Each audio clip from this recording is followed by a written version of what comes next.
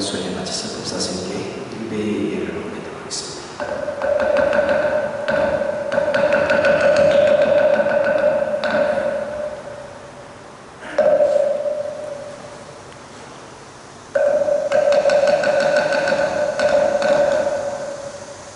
법문 이전에 잠시 입정에 대해 하겠습니다. 휴대폰 가지고 전화를 하시면 고맙겠습니다.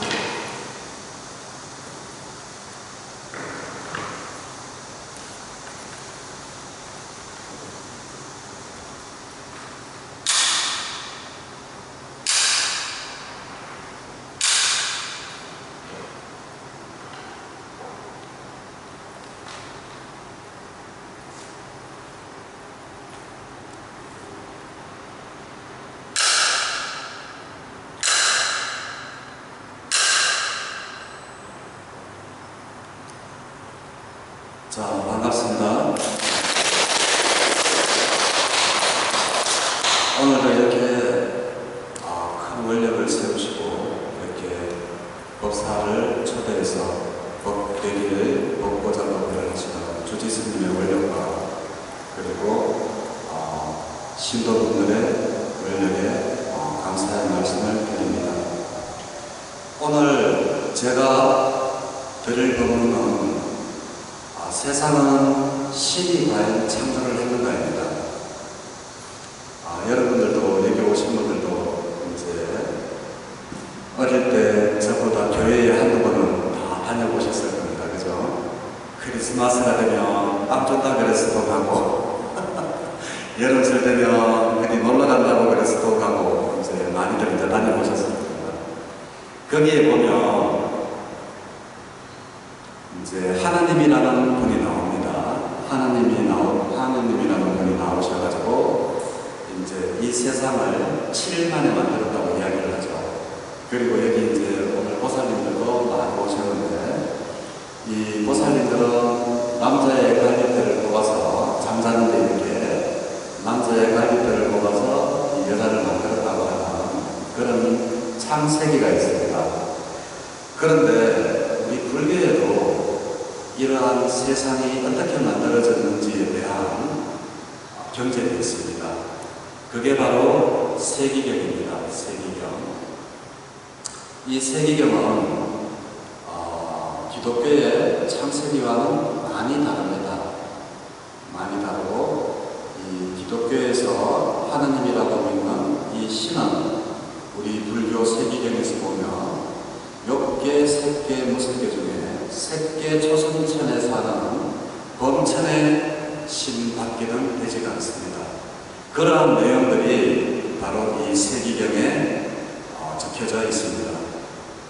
그래서 지금 기독교에서는 자기들이 믿고 있는 하나님이 최고라고 할지는 모르지만 우리 불교 입장에서 보면 무색계도 아니고 겨우 색계의 초선천에 사는 범천이라는 신 정도 수준밖에 되지를 않는다. 이야기를 드리고 싶습니다.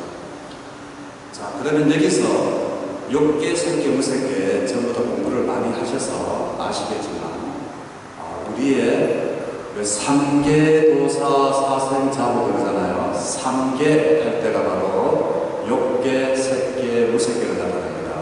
이 욕계는 6가지로 이루어져 있는데 지옥, 축생, 아기, 인간, 아수라 그리고 천입니다. 하늘. 그리고 이 하늘은 또다시 6개로 나누어서 유격천이라고 합니다. 또 거기에는 보면 사천왕천, 33천, 이 33천은 도리천이라고도 하고요. 그리고 암하천, 도솔천, 혈압천, 타화자재천 이래가지고 6개의 하늘을 6개로 나누는 것을 유격천이라고 해서 또 6개로 나눕니다.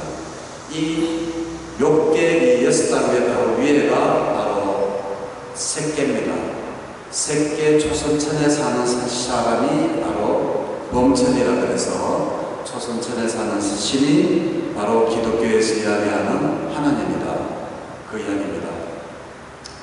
그러면 저는 이 불교 이야기를 보고 왜 하나님이 기독교에서 이야기하는 그 하나님이 우리 색계의 범천밖에 되지를 않느냐 이 이야기를 오늘 해드리고 싶은 겁니다.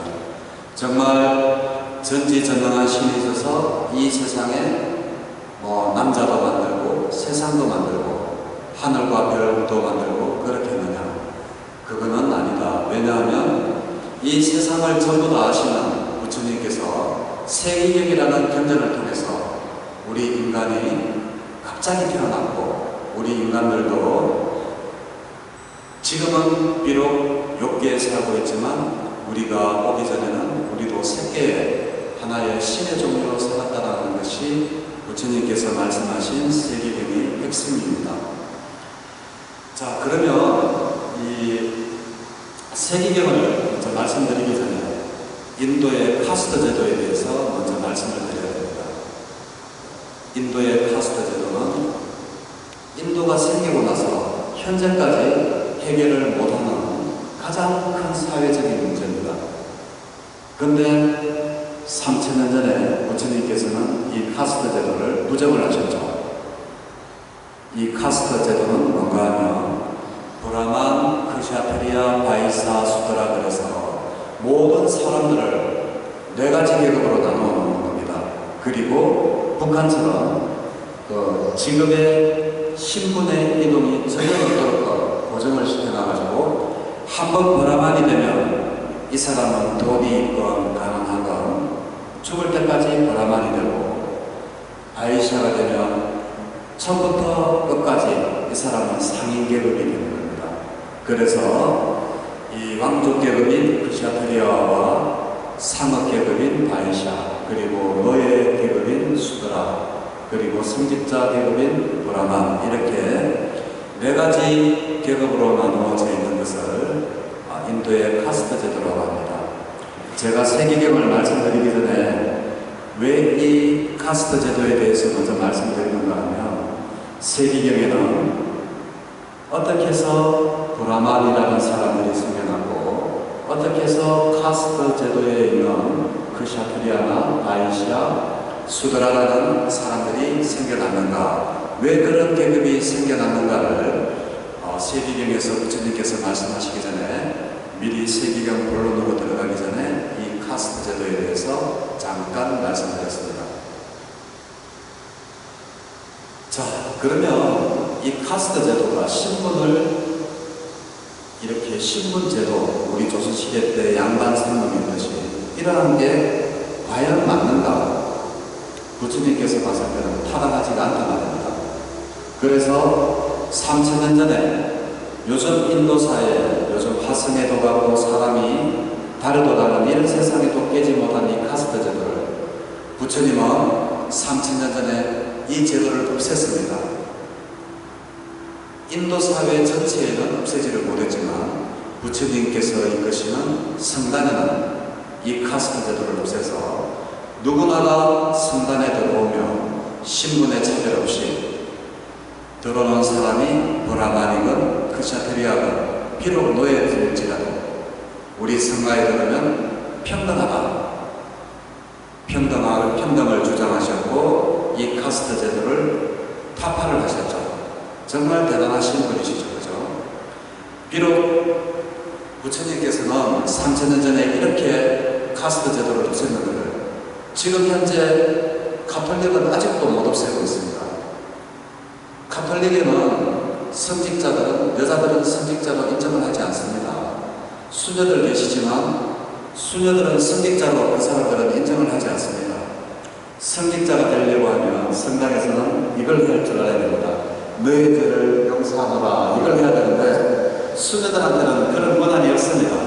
그래서 수녀들은 성직자가 아닙니다.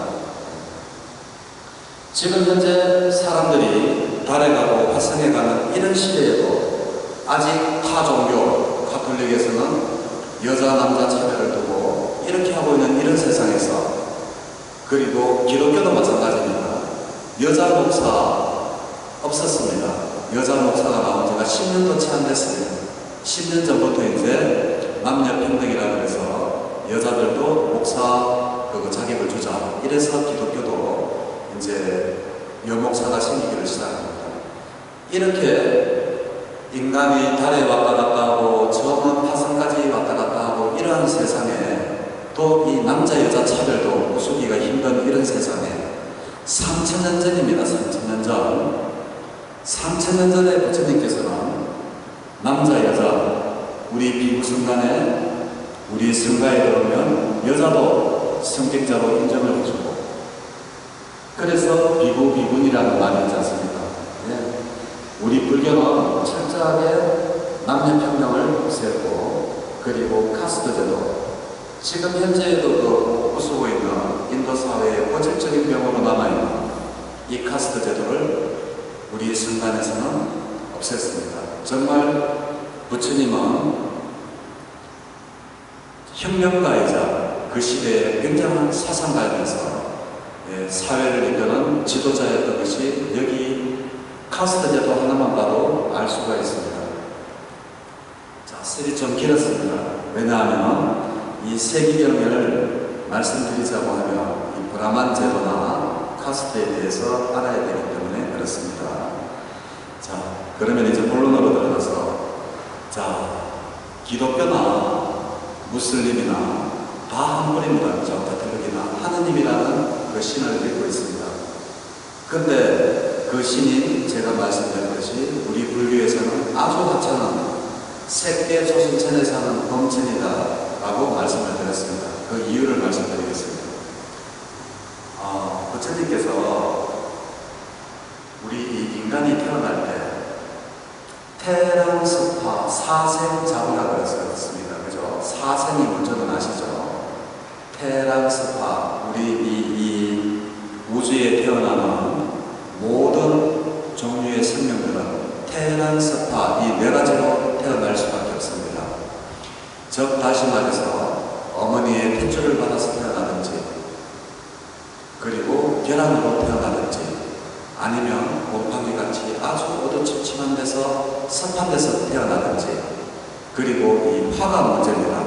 화생이라 그래서 이것이 뭐냐 하면 바로 세기경에서 이야기하는 어느 날 갑자기 이 색계 초생천에 사는 신이 죽습니다. 죽으면 갑자기 인간계로 뚝 떨어져서 사람의 형체로 그냥 갑자기 탁 태어나는 겁니다. 여기에는 아무 이유가 없습니다. 그냥 갑자기 화생이라 그러죠. 그래서 저희들이 사생자국 할 때 태란스파, 이 네 가지로 태어나는 거에 거룩하신 아버지이신, 자비로운 아버지이신 석가모니 부처님 하면서 우리가 예불 할 때 하죠. 그래서 이 사생이 태란스파 네 가지인데, 화생이 바로 세계경이 나오기 때문에 화생이 뭔지를 말씀드렸습니다.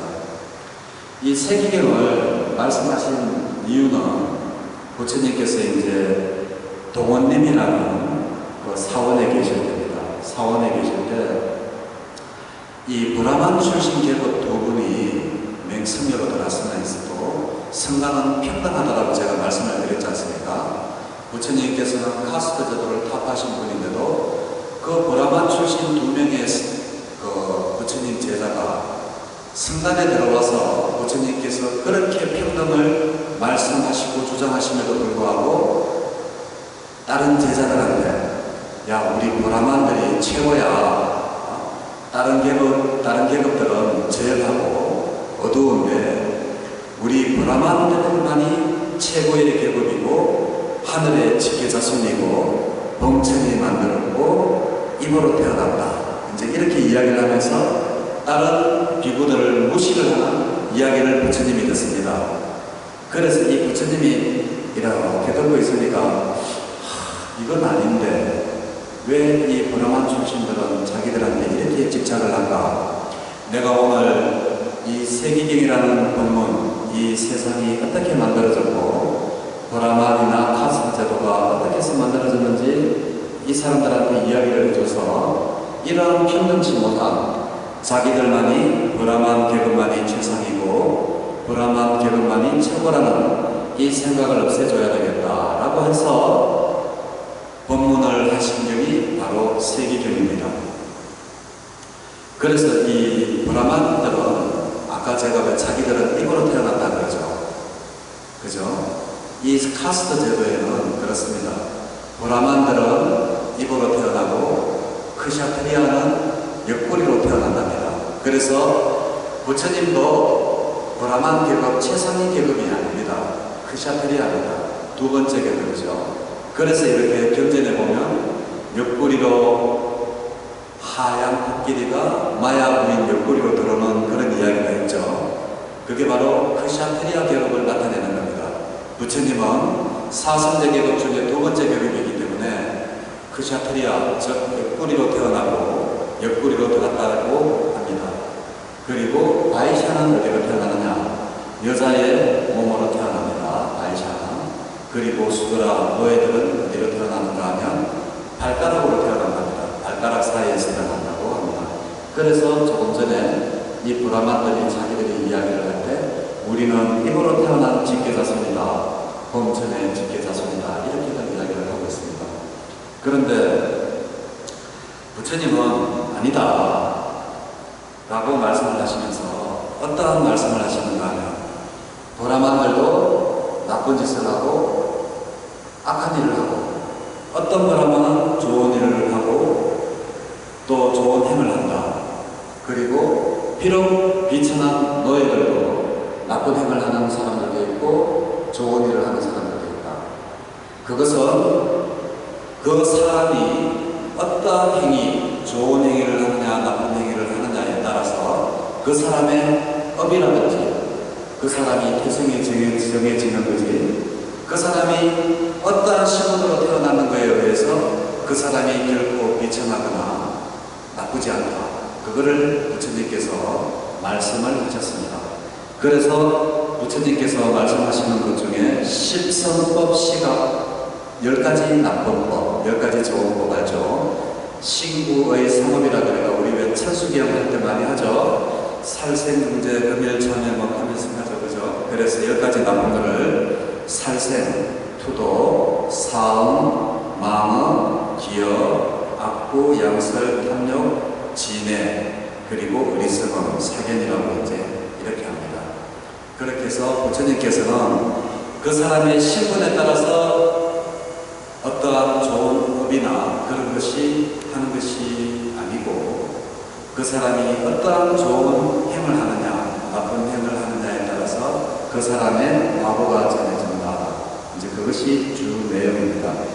자, 그러면 조금 더 세기경 부분으로 들어가겠습니다. 이 세상이 창조될 때 부처님 말씀을 보면 이 세상이 창조될 때에는 두 가지로 나눌 수가 있습니다. 그 첫 번째는 우주가 수축할 때 한 가지와 우주가 팽창할 때 한 가지로 나눌 수가 있습니다. 근데 이 우주가 수축할 시기에는 대부분 중생들이 그 색계 이승천에 태어날 만큼 아주功德을 많이 가지게 됩니다.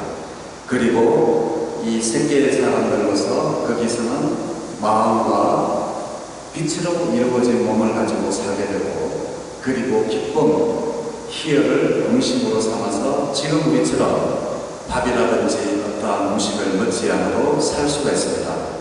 그리고 몸은 스스로 반짝 빛이 나면서 그리고 허공을 날아다니고 천상에 머물면서 색계니까 당연히 천상에 머물겠죠. 색계 이선천에 삽니다. 우리 인간들이 이선천. 그러니까 지금 우리 기독교에서 이야기하는 하나님보다 한 단계 더 높은 데 살았던 저희들입니다. 우주가 수축할 때는 우리 모두가 색계 이선천에 그만큼 높은 위치에 살았던 이러한 사람들이었습니다. 이러한 시기에는 사람들이 몇 살까지 사느냐 하면 84,000살까지 수명이 깁니다. 이 경전에 나 있는 내용입니다. 사람이 84,000살까지 살았는데 이 84,000살 살 때는 결혼을 몇 살에 하느냐? 500살 때 결혼을 보통 결혼적 연기가 된답니다. 그러면 보살님들도 지금 결혼하시려면 아직까지 한 400몇십 년 남았죠? 예, 인간의 수명이 84,000살까지 살 때는 이제 결혼을 500살 때 결혼을 하고 그리고 8만살까지 아무런 문제 없이 음식도 먹지 않으면서 행복하게 살아간답니다. 그래서 우주가 수축할 때는 우리 인간들은 정말 아무 문제 없이 행복하게 살았습니다. 근데 이제 세계경에 보면 이제 우주가 팽창할 때가 먼저입니다. 우주가 팽창할 때는 지금 시기입니다. 왜냐하면 모든 지금 과학자들이 빅뱅 이론이라고 해서 태초의 폭발로 인해 가지고 우주가 지금도 계속 팽창하고 있다고 과학자들이 주장을 하고 있죠. 영국의 아주 유명한 과학자도 지금 그러고 있죠. 그 캠브리지 대학의 교수. 그분도 빅뱅 이론을 주장해 가지고 아주 유명해졌죠. 태초에는 아무것도 없는 상태에서 갑자기 뜬금없이 펑 하면서 우주가 폭발을 해가지고 이 우주가 생겨나고 별들이 생겨난다는 게 바로 빅뱅 이론입니다. 뭔가 제가 아까 전에 이야기한 거랑 비슷하지 않습니까? 갑자기 펑 하고 생겼다. 테란스파, 화생 어떻습니까? 비슷하죠? 그래서 과학이 발전하면 발전할수록 겁을 내는 종교가 기독교입니다. 왜? 거기는 어떠한 신을 매개체로 해서 과학적인 것을 전혀 개의치 않습니다. 그래서 거기는 가면 무조건 맹목적으로 믿으라고 합니다. 우리 불교는 맹목적으로 믿으라고 하지 않죠. 부처님께서도 자기 제자들한테 결코 내 말이 맞으니까 맹목적으로 믿으라고 하신 적이 없습니다.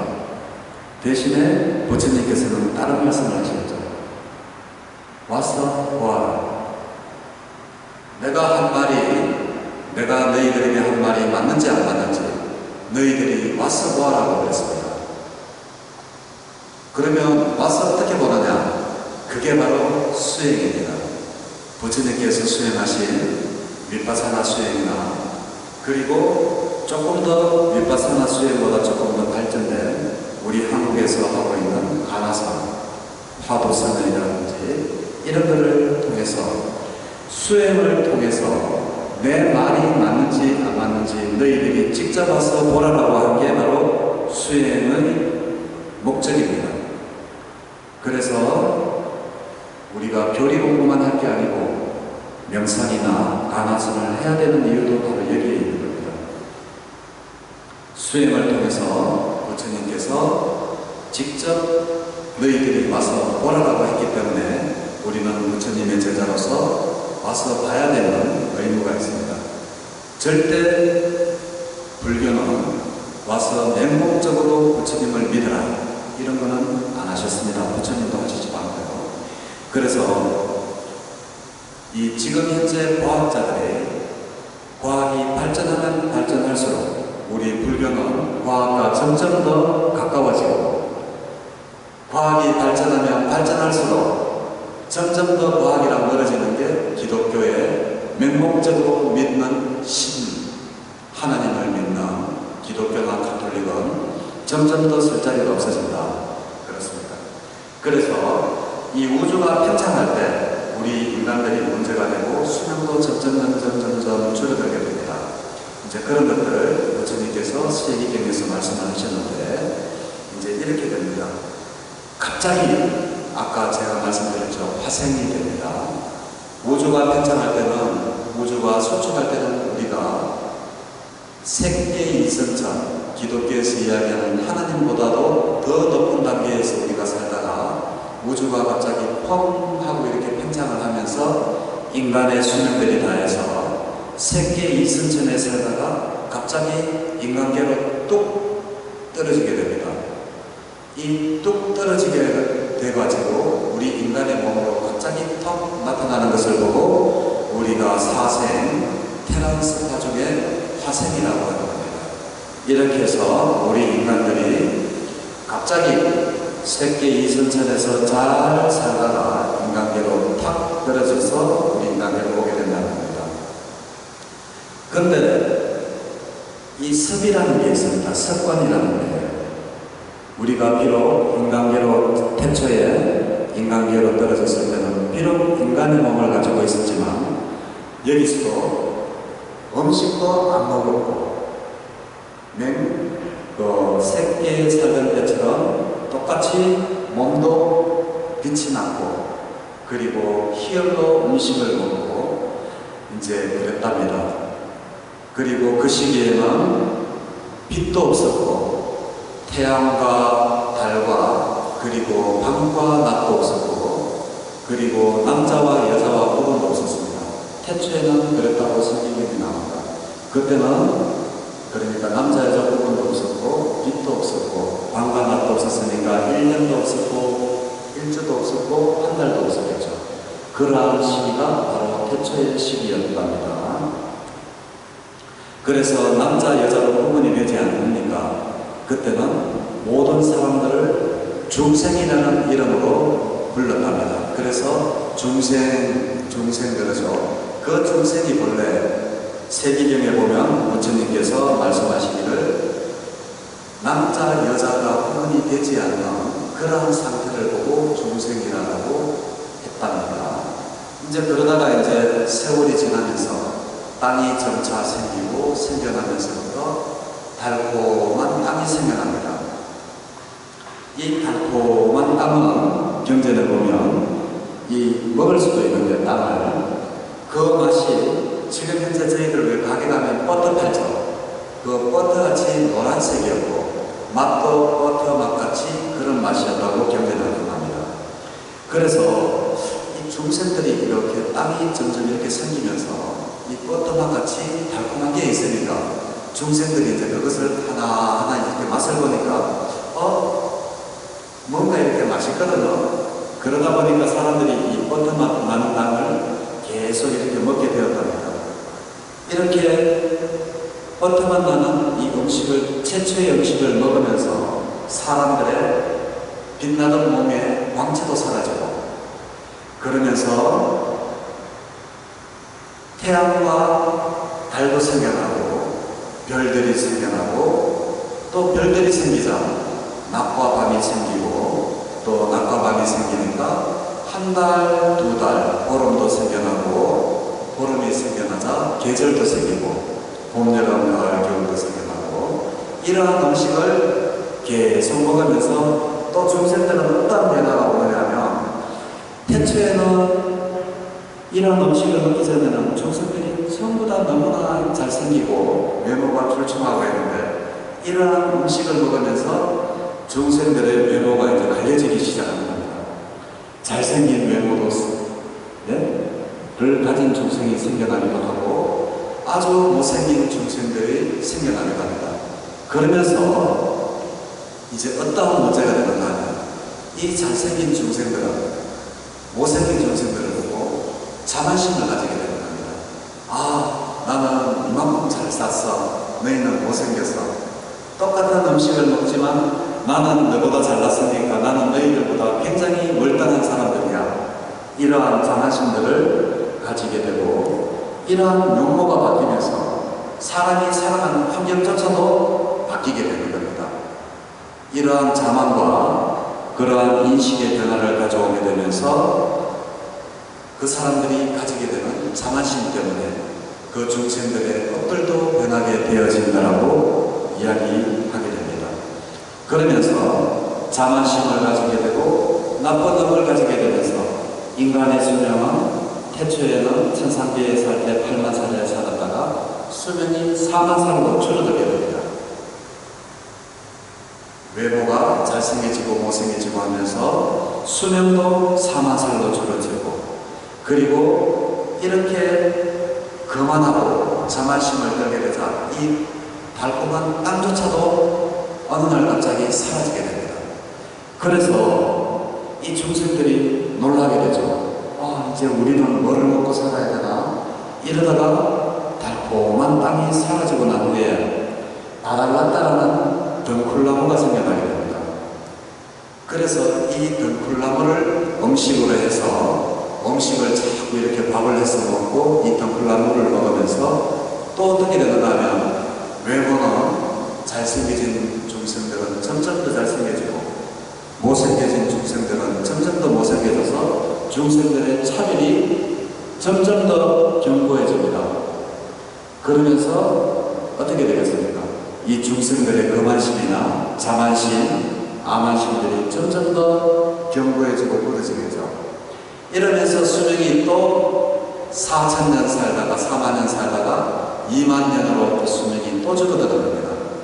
결국은 우리가 수명을 늘리고 하는 것도 얘기해보면 우리가 어떤 마음을 가지고 어떤 업을 가지고 중생들에게 회양하고 중생들을 대하느냐에 따라서 우리의 수명도 달라질 수 있다는 것을 이 세기경을 통해서 알 수가 있습니다. 이제 그렇게 해서 중생들이 점점 더 자만심과 암만심에 빠지다 보니까 수명이 또 이제 2만 살로 또 줄게 되고, 그러다 보니까 이 바달란다라는 덩풀마저도 사라지게 됩니다. 이 덩풀나무가 사라지자 중생들은 또 화들짝 놀라죠. 아, 이제 뭘 먹고 살아야 되나 라고 할 때 땅에서 지금 현재 저희들이 먹고 있는 살이 생긴답니다. 근데 지금 현재의 살과 다른 점은, 지금 현재는 우리는 살 하나를 먹으려고 하면 굉장히 노력을 많이 해야 되죠. 모종도 해야 되고, 농약도 쳐야 되고, 막 이렇게 피도 뽑아야 되고, 뭐 여러 가지 일들을 해야 되는데, 이때 쌀은 이제 제가 살에 힘을 좀 줬습니다. 경상도 사람들 하도 쌀 발음을 못한다 그래요. 살살 그런다 그래가지고 이 쌀은 이제 어떤 건가 하면 농사를 짓지 않아도 저절로 나무에서 살이 이렇게 뚝뚝 생기는 겁니다. 그래서 아침에 이 쌀을 가져와서 밥을 해 먹으면 저녁에 가면 또 살이 생기고, 또 아침에 가면 또 살이 생기니까 전혀 노력을 하지 않아도 생기는 살이었습니다. 그래서 이 살로 쌀 발음 맞습니까? 이 살에 노이로제가 좀 있습니다. 제가 옛날에 이 군회를 갔었는데, 군회 가니까 별별 전국에서 나오지 않습니까? 근데 경상도 보리문기 왔다고 자꾸 이 살 좀 시켜가 엄마 뭐 살 위에라 하는데 뭐 살말입니까? 그만 야 무슨 살말이고 그러면서 쌀 해봐 하면서 쌀 그래서 제가 이 살에 대한 노이로제가 좀 있어서 이 살 발음은 할 때마다 제가 좀 힘을 줍니다. 쌀 그래서 이제 이 살이 있는데 또 살이 나거든요. 이 쌀이 이제 그런 살이었습니다. 근데 이 살을 먹으면서 중생들은 또 이제 자만심이 점점 더 견고하게 묻어져 가는 겁니다. 그러면서 이 중생들의 몸에 변화가 생겨납니다. 그게 뭔가 하면 여기서 남자와 여자가 생겨나는 겁니다. 이 중생의 몸에 성기가 없었는데 이 살로 만든 음식을 먹으면서 여자의 성기가 생기고 남자의 성기가 생기면서 남자와 여자로 구분이 되어간다라고 세계경에는 나옵니다. 그래서 저희들이 쌀을 만약에 먹지 않고 고기만 먹었다면 아직도 중생으로 살지 않았을까? 남자 여자 구분 없이 아주 좋은 세상에서 살지 않았을까 생각을 해봅니다. 그래서 이제 문제는 남자 여자로 몸이 바뀌면서 더 심각해지는 겁니다. 남자 여자로 몸이 바뀌어지면서 남자는 여자를 보면 몸에서 열이 나고, 여자도 남자를 바라보면 몸에서 열이 나는 겁니다. 이 세계경에 있는 이야기입니다. 제가 지금 음담 해설을 하려고 하는 게 아니라 세계경에 나오는 이야기가 바로 그렇습니다. 남자가 여자를 보면 몸에서 열이 나고, 여자가 남자를 봐도 몸에서 열이 나기를 시작합니다. 그래서 이 열을 씹기 위해서 하는 행위가 바로 성행위입니다. 그래서 성행위를 하면서 자기 자신들이 우리 인간들이 이러한 행위를 할 수가 있을까? 라고 스스로 수치심을 느끼게 됩니다. 어떻게 이러한 더러운 행위를 할 수가 있을까라고 하면서 스스로 이제 수치심을 느끼고 성행위를 하고 나면 마을에 몇 달간 들어오지도 못하고, 이렇게 해서 사람들이 수치심을 가지고 또 그러면서 그 살을 해먹으니까 잘생긴 중생들은 점점 더 잘생겨지고 또 못생긴 중생들은 점점 더 못생겨지면서 차별도 더 생기고 자만심과 암만심, 그리고 거만한 마음이 점점 더 생겨나면서 수치심도 가지게 됩니다. 이제 그러한 성행위를 하면서 이제 사람들이 이제 부끄러우니까 뭘 하는가 하면 집을 짓기 시작합니다. 집을 지는 게 우리 과학에서 배울 때 추위와 더위를 막기 위해서라고 우리가 배우지 않습니까? 그죠? 근데 세기경에 부처님 경전에 보면 이러한 중생에서 살을 먹으면서 남자 여자가 생기고 성행위를 하면서 수치심이 생기니까 이 수치심을 가리기 위해서 집을 짓는다, 이제 이렇게 이제 세기경에는 이야기를 하고 있습니다. 근데 중요한 것은 인간들이 이 성행위를 하자 어떠한 일이 벌어지는가 하면 아침에 가면 열리던 그 살이 저녁에 노력하지 않아도 가면 또 이렇게 따서 음식을 해먹을 수 있는 살이 인간들이 성행위를 하면서 열리지를 않는 겁니다. 어떻게 창세기, 기독교 창세기랑 비슷하죠? 아담과 이브가 선악과를 따먹고 수치심을 느끼자마자 에덴 동산에서 쫓겨나고 거기에서 자기들이 남자에게는 힘을 주죠. 여자를 평생 노동을 해서 여자를 먹여 살려야 되는 그 벌을 주고 여자에게는 아기를 낳는 벌을 하나님이라는 사람이 주죠. 어떻게 스토리가 좀 비슷하죠? 근데 중요한 게 있습니다. 우리 불교가 기독교보다 1000년 더 이상 전에 생겨나는 종교입니다. 모방을 했다면 기독교가 우리 불교를 모방을 하지만 우리 불교가 기독교를 모방할 거는 하나도 없죠. 그죠? 불교가 먼저 생겼기 때문에. 예. 그래서 이 살이 열리지를 않게 되자 이제 어떻게 하는가 하면 사람들은 노동을 하게 됩니다. 노동의 대가로 살을 얻게 되고 이 살이 매일 열리지를 않으니까 쌀에 대해서 욕심을 내는 마음이 생깁니다. 그래서 무엇을 하기 시작하는가 하면 쌀을 비축을 하게 됩니다. 저축을 하게 되죠. 이 저축도 사실은 뭐 미래를 위한 반복하면서 보험회사에서 선전을 많이 하지만 사실은 욕심에서 나온 겁니다. 세기경에 보면 쌀이 나지 않자 인간이 두려워하면서 쌀을 비축을 하고 그리고 쌀을 비축하지 못하는 사람들은 또 뭘 하는가 하면 쌀을 훔치기 시작합니다. 그래서 모든 이 세계경에 보면 그 원인이 성행위 때문에 이제 집도 짓게 되고 쌀이 열리지 않았기 때문에 음식을 비축하게 되고 음식을 비축하게 됨으로써 음식을 비축하지 못한 사람은 훔치는 사람이 생기고 그러다 보니까 마을 사람들이 훔치는 사람들을 혼을 내야지 되겠다라고 해서 그 사람들을 몽둥이질을 하게 되고 사람이 점점 더 이제 나빠지게 되죠. 그죠? 점점 더 나빠지는 길로 계속 가게 됩니다. 이것이 바로 우주가 팽창하는 시기에 지금 이렇게 되고 있습니다. 그래서 이 사람을 처벌을 하다 보니까 이래서는 안 되겠다.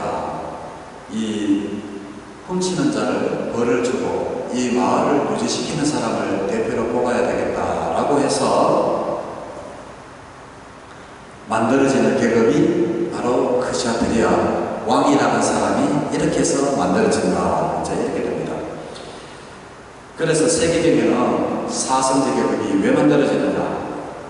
이런 성행위를 하고 살이 나오지 않자 도둑질을 하게 되고 도둑질을 하게 되니까 누군가를 처벌해야 되고 이 치안을 유지를 하기 위해서 크샤트리아라는 왕족이 태어난다. 이렇게 되고 그러면 브라만은 어떻게 생기는가 하면 사람들한테 야 훔치지 마. 훔치는 건 나쁜 거야. 야 좋은 일 해. 좋은 일 하면 또 우리가 다시 또 쌀이 열리는 그 나무가 다시 생길지도 몰라라고 하면서 그러한 이야기를 좋은 일을 하라고 해주면 그러한 이야기를 하는 사람들이 바로 브라만 계급이었다라고 경전에 나와 있고 그리고 이 바이샤 계급은 뭔가 하면 어차피 우리가 선행위를 하고 결혼을 해서 따뜻하게 선행위를 하자 라고 해서 결혼을 해서 직업을 가지고 사회생활을 하는 사람이라고 해서 바이샤 계급이 생겨나는 겁니다. 그래서 결혼을 하여 여러 가지 직업을 가지는 직업이라고 해서 바이샤 계급이라고 하고, 그리고 자비를 하는 사람, 그리고 목숨을 죽이는 사람, 사냥하는 사람이라고 해서 수드라 계급이 만들어지게 되는 겁니다. 그래서 세기경에 보면 이렇게 하나하나 브라만, 크샤트리아, 바이샤, 수드라라는 계급이 이제 생겨났다, 이제 이렇게 됩니다. 그리고 세기경 말고 사자후경에 보면 인간이 부패하면서 수명이 몇 년으로 줄어드는가 하면 84,000살을 살다가 40,000살을 살게 되고, 40,000살을 살다가 20,000살, 그리고 20,000살을 살다가 5,000년을 살게 되고, 5,000년을 살게 되다가 2,500년까지 살게 됩니다. 수명이 계속 줄어듭니다. 우주가 팽창할 시기에는. 그러다가 250살을 살게 되고, 인간 수명이 100살까지 살게 되고, 그리고 60살, 30살, 그리고 인간 수명이 가장, 인간이 부패했을 때 인간이 살 수 있는 생명은 10살까지밖에 살 수가 없다. 이게 사자후경에 나옵니다. 그러면 인간 수명이 10살 때는 몇 살 때 그럼 결혼을 하느냐? 5살 때 결혼을 한답니다. 5살 때 결혼을 해서 애를 얻고, 그리고 10살 때 죽습니다. 이게 사자후경에 보면 인간이 부패할 때 이렇게 된다라고 사자후경에 나와 있습니다. 자, 그러면 우리가 인간이 부패를 할 때 이런다라고 지금 우리가 세기경에도 그러고 사자후경에도 사람이 부패할수록 수명이 줄어들고 이제 이런다라고 하지 않습니까? 그러면 도대체 이 사람들이 부패하는 게 뭘까? 어떻게 하면 인간이 나빠지는가에 대해서 아마단다 수다라는 경이 있습니다. 거기에 보면 아마단다 수다가 뭔가 하면 고기를 나타내는 겁니다. 그래서 여기에 보면 부패가 뭔지에 대해서 굉장히 잘 설명이 되어 있어서 제가 소개를 하려고 합니다. 이 아마단다 수다는 이제 어떻게 부처님께서 이거를 설명하시게 되는가 하면, 외도들이 부처님한테 와서 이제 이야기를 합니다. 부처님은 고기도 먹는다면서요. 이제 이렇게 부처님을 비웃습니다. 그러니까 부처님께서 아니, 고기 먹는 게 뭐가 그렇게 나쁘냐라고 이야기하시면서 아마단다 수다 경을 설하시는데, 그 외도한테 묻습니다. 당신이 아는 고기는 무엇이냐? 네가 아는 고기는 무엇이냐? 하니까 이 외도가 이제 어떤 이야기를 하는가 하면, 저기 지금 쫓아다니는 양 저런 걸 죽이고 저것을 먹는 게 고기지, 그럼 뭐가 고기입니까? 라고 부처님한테 하니까 부처님께서 그래, 나는 고기는 먹지만 그것이 고기가 아니다 라고 하면서 제가 지금 말씀드리고자 하는 부패에 관해서 이제 말씀을 하는 겁니다. 제가 한번 읽어볼게요. 생명을 빼앗고 구타하고 자르고 묻고 훔치고 거짓말하고 기만하여 속이고 아는 체하고 간통하는 것이 바로 고기다 라고 그 외도한테 이야기합니다. 그리고 또 막 이어서 부처님이 지휘하신 분이 있습니다. 한마디로 이렇게 끝내실 분이 아닙니다. 그러면서 또 외도한테 이제 무슨 이야기를 하는가 하면, 사람들이 감각적 쾌락을 멀리하지 않고 음식에 욕심내고 나쁜 행위를 하고 허황된 생각을 하고 삐뚤어진 마음을 갖고 나쁜 생각을 가지는가, 이것이 바로 고기다 라고 말씀을 하십니다. 또 이어서 사람들이 그치 말하고 악한 말하고 이간질하고 남을 배반하고 자비심이 없고 무례하고 어떤 것이라도 남에게 주지 않는다, 이것이 바로 고기다 라고 그 외도한테 또 말씀을 하십니다. 그러면서 또 말씀하시기를, 화내고 거만하고 고집세고 남의 의견을 무시하고 위선적이고 질투하고 남에게 과시하고 자신의 주장만을 내세우고 나쁜 사람들과 교제하는 것, 이것이 바로 복이다 라고 외도에게 또 말씀을 합니다. 그러면서 사람들이 나쁜 도덕성을 갖고 빚갚기를 거절하고 남을 모함하고 거래를 속이고 잘난 척하고 더럽고 비열한 사람에게 더럽고 비열한 일을 시키는 것, 이것이 바로 복이다라고 아마단다 숫다에서 주님께서 외도들에게 강력하게 말씀하셨습니다. 그러면 제가 말씀드리는 부패가 뭔가? 그러면 제가 말씀드린 이런 것들이 바로 우리 인간들이 타락하는 부패구나. 그거를 보기를 부패로만 바꾸면 되겠습니다. 그래서 생명을 빼앗고 부패하고 묻고 훔치고 거짓말하고 기만하여 속이고 아는 체하고 감동하고 화내고 거만하고 고집세고 남의 의견을 무시하고 아까 제가 했던 것, 이런 것들이 인간들이 부패하는 가장 기본적인 것이 된다라는 것을 아마간다 숫다에 비유해서 제가 부패가 뭔지 이제 말씀을 드렸습니다. 그리고 그러면서 부처님께서 어떤 세기등의 결론을 내는가 하면 사선적인 것, 그샤드리아, 바이샤, 수드라, 바람은 그 어떤 출신에도 상관이 없이 나쁜 행위를 하고 나쁜 말을 하고 하면 악체에 태어나고,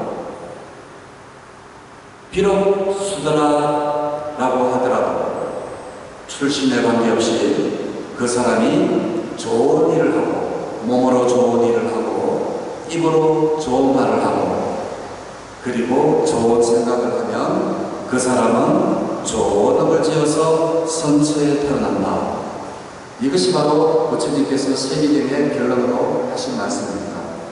그러니까 출신 성분이랑 상관없이 우리가 항상 좋은 생각, 좋은 말, 좋은 행위를 한다면 우리들은 선처에 태어난다라고 부처님께서 확신을 주신 게 바로 이 세기경이다라고 말씀을 드립니다.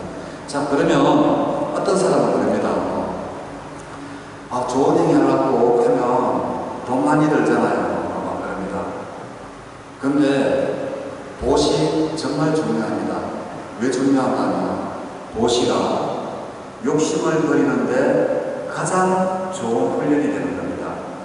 이 세상에 내 것 하나 안 아까운 사람이 어디 있습니까? 단돈 100원 1000원이라도 다 내 것 아깝습니다. 근데 이것을 아까운 마음을 잠시 접어두고 남한테 이렇게 베푸는 물질로 베푼다면 더더욱이 좋습니다. 그죠? 그것이 바로 욕심을 없애는 가장 좋은 훈련이기 때문에 부처님께서도 육바라밀을 말씀하실 때 보시를 가장 먼저 제일 앞자리에 놓는 이유가 바로 그겁니다.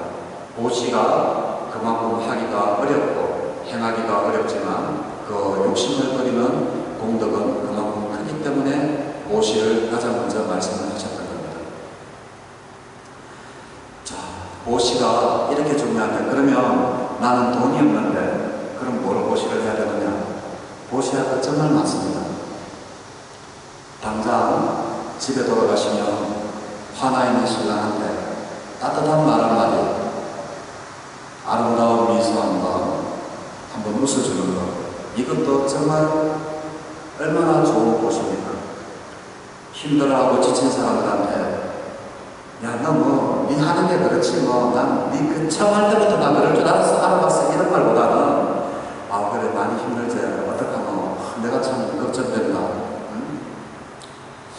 어떻게 하면 좋지? 이렇게 위로해주고 따뜻한 말 한마디 해주고 이러한 것들이 정말 무엇이라는 것.